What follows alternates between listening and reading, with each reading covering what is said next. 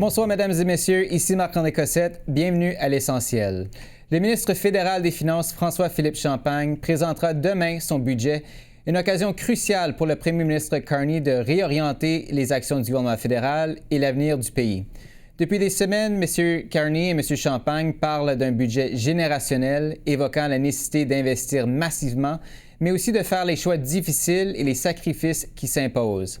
Alors, à quoi doit-on s'attendre et surtout, jusqu'où le gouvernement est-il prêt à aller pour transformer l'économie canadienne? Yves Giroux est ancien directeur parlementaire du budget. Monsieur Giroux, bonsoir. Bonsoir. Le gouvernement Carney répète que ce budget, je le disais, sera générationnel, qu'il faut frapper fort, être audacieux, ambitieux. On parle d'investissements sans précédent. Qu'est-ce que vous pensez de ce message et de ce que ça laisse présager pour les finances publiques du pays?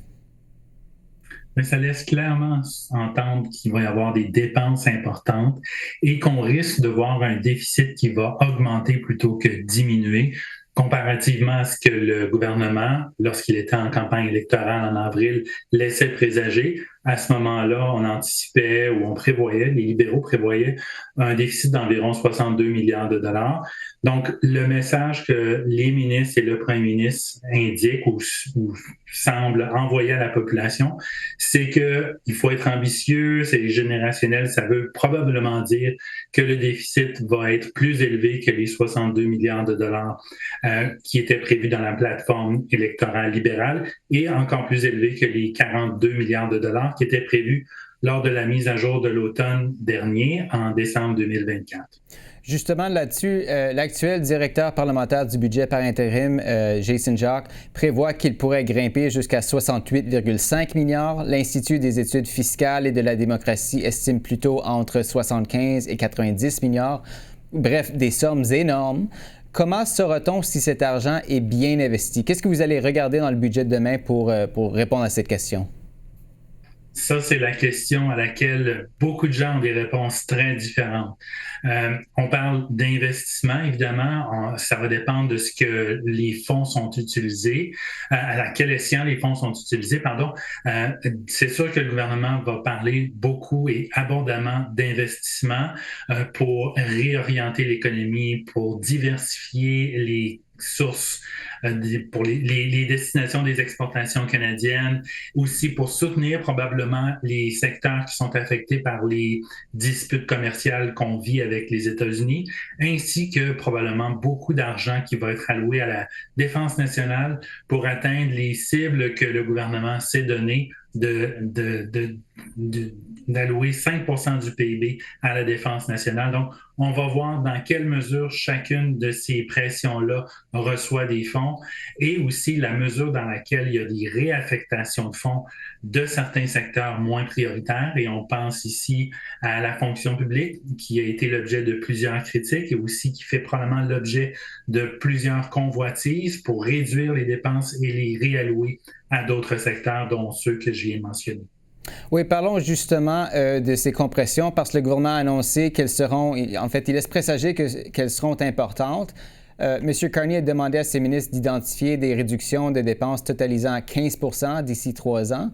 Où est-ce que vous pensez que ces coupes pourraient être faites et est-ce qu'elles se traduiront inévitablement par une baisse de la qualité des services pour les Canadiens?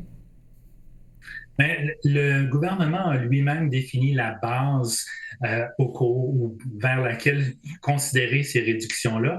C'est les dépenses d'opération. Les dépenses d'opération sont définies comme, grosso modo, les dépenses en personnel, mais aussi les subventions et contributions, en plus des dépenses pour les consultants, les dépenses de voyage, etc. Donc, les deux grosses enveloppes à toucher ou à considérer lorsqu'on considère 15 % de réduction de dépenses d'opération, c'est les dépenses salariales, donc le nombre de fonctionnaires et les subventions et contributions. Les subventions et contributions, ça inclut un très vaste éventail d'organismes récipiendaires qui va des organismes communautaires aux organismes qui luttent contre l'itinérance, par exemple, jusqu'à les groupes autochtones qui bénéficient de services sociaux qui sont fournis par le gouvernement fédéral. Donc, c'est assez clair que ça va affecter dans une certaine mesure ces deux grands secteurs-là.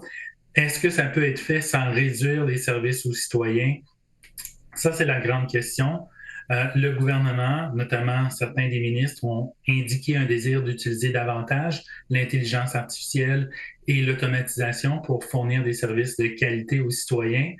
On a vu au cours des années passées, que les investissements, les accroissements de budget de plusieurs ministères et organismes qui étaient voués à augmenter la qualité des services et à en augmenter l'accessibilité, ont malheureusement pas donné les résultats escomptés. Donc, est-ce que les réductions à venir vont réduire la qualité des services? C'est fort possible, mais ça va dépendre de la façon dont les réductions sont mises en œuvre afin de minimiser l'impact négatif sur les services aux Canadiens. Si on revient aux dépenses, aux investissements que M. Carney entend faire, son argument, c'est qu'il soutient qu'il faut accepter plus d'endettement afin de stimuler la croissance économique et réduire la dépendance du Canada envers les États-Unis.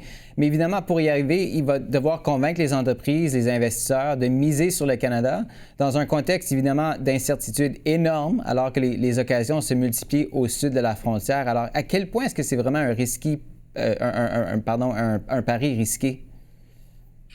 C'est un pari qui peut être risqué parce que augmenter les dépenses publiques pour ensuite les réduire, c'est la partie numéro 2 qui est assez difficile. Augmenter les dépenses publiques, c'est en général relativement facile parce que ça distribue des fonds à divers secteurs. Donc, on pourrait penser dans ce cas-ci la défense, les soutiens aux entreprises ou aux industries affectées par le différend commercial avec les États-Unis et plein d'autres groupes, certainement. Donc, cette partie-là est relativement facile. Lorsqu'il s'agit de réduire ces aides ponctuelles-là, c'est ce qui est beaucoup plus difficile. Donc, un déficit qui augmente pour soutenir de façon ponctuelle certains secteurs qui souffrent ou de façon ponctuelle, encore une fois, pour réorienter certains secteurs de l'économie canadienne, c'est quelque chose qui est envisageable et qui peut être nécessaire dans certains cas. Ce qui devient problématique, c'est lorsque ces déficits plus importants-là deviennent permanents. Donc, ils génèrent leur propre existence et c'est très difficile de rétablir un niveau de dépenses publiques qui est beaucoup plus raisonnable. Donc, augmenter le déficit, c'est quelque chose qui est préoccupant, mais qui est gérable dans la mesure où c'est résorbé assez rapidement au fil des années qui suivent. Et enfin, dans les minutes qui nous restent, est-ce qu'il y a un risque budgétaire qui est important pour le Canada, mais duquel on ne parle pas assez, selon vous? Le niveau de la dette brute est assez élevé. On considère souvent au Canada la dette nette et c'est tout à fait justifié parce que c'est une bonne base de comparaison internationale. Donc, on considère la dette brute moins les actifs financiers, notamment les actifs qui sont investis dans le régime de pension du Canada et le régime des rentes du Québec, ainsi que d'autres actifs financiers dont le gouvernement dispose. Mais la dette brute, elle, est quand même assez importante et c'est sur la dette brute que le gouvernement doit payer des intérêts. Et ça, c'est un risque qui est souvent sous-estimé.